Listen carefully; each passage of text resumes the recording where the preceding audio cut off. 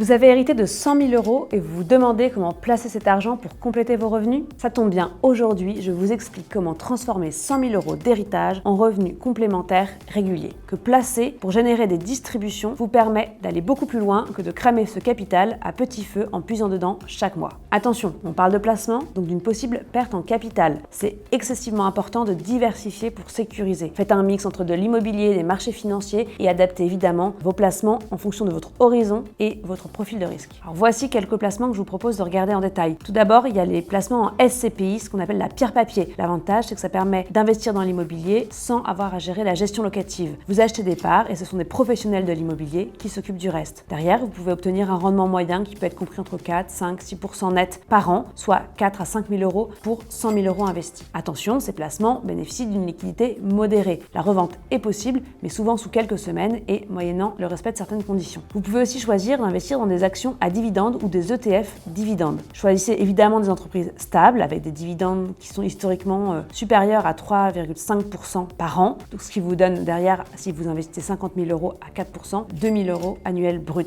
En quelques mots, pour simplifier, un ETF a pour avantage d'investir dans un portefeuille d'entreprises, non pas une entreprise spécifique, et donc le risque est mieux réparti entre l'ensemble de ces entreprises. Enfin, vous pouvez aussi choisir d'investir dans des obligations d'entreprise, des obligations d'État. Ces obligations, elles vont vous verser des coupons qui peuvent être de 2-3% net et vous êtes prioritaire pour les remboursements en cas de difficulté de cette entreprise. Si vous investissez 20 000 € à 2,5%, ça nous fait 500 € par an. C'est un bon complément pour adoucir la volatilité des actions. Et vous, est-ce que vous avez déjà investi pour arrondir vos fins de mois? Si oui, partagez votre expérience en commentaire. Évidemment, abonnez-vous pour d'autres conseils concrets avec Sapiens sur The Pop Money.